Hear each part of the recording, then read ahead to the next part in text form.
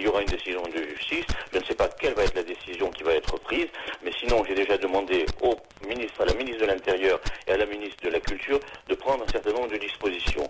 J'ai déjà également saisi le CSA.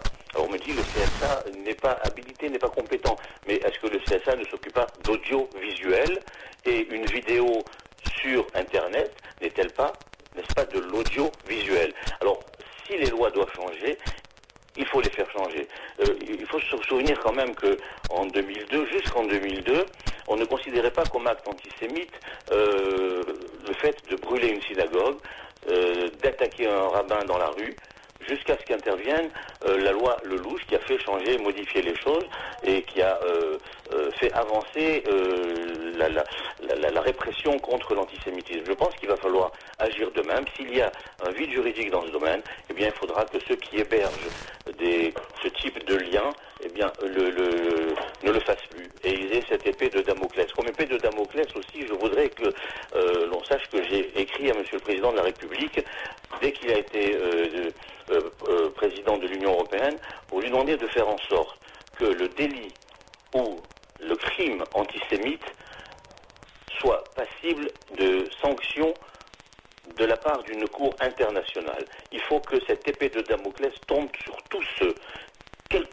qu'ils soient, quelle que soit leur fonction, quel que soit leur titre, qui ont des propos antisémites et qui sèment à tout vent l'antisémitisme. Je veux parler d'Ahmadinejad, je veux parler de ce ministre algérien. J'ai déposé plainte contre lui et contre ses propos après une recherche apparemment poussée du parquet.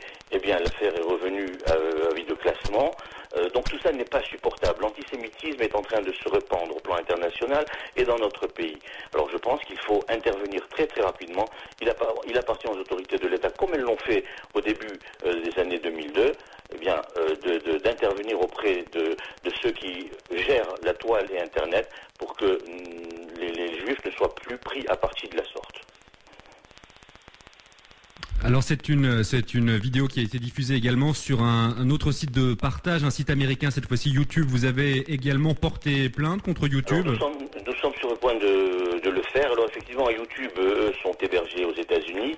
Alors évidemment, je vais joindre des responsables aux États-Unis pour voir de quelles mesures on peut prendre, parce qu'il y a une liberté totale, excessive là-bas.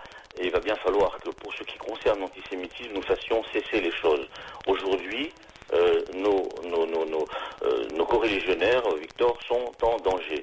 Il y a eu à Gagny une dizaine de voitures qui ont été taguées, appartenant à des juifs, qui ont été taguées dans la nuit de vendredi à samedi dernier.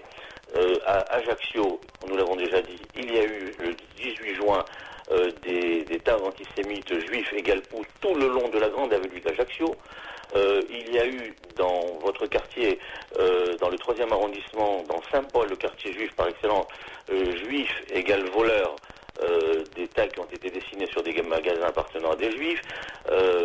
Alors donc je crois que cela doit cesser. Samy, vous dites que la France a récemment été le théâtre de plusieurs actions antisémites. Peut-être de nouvelles informations. C'est une Chinoise et sa fille finalement qui vendaient à Paris des débardeurs portant des inscriptions antisémites.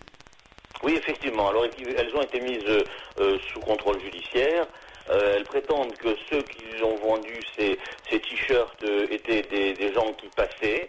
De toute façon, ce sera en infraction, tout au moins avec le fisc et avec les douanes. Mais moi, j'attends de la police et de la justice qu'ils aillent jusqu'au bout et qu'on trouve véritablement ceux qui ont créé, fabriqué et vendu ce genre de t-shirts à l'effigie antisémite. Eh bien, merci Samy Gozlan pour votre réaction et toutes ces explications. À très bientôt. Au revoir.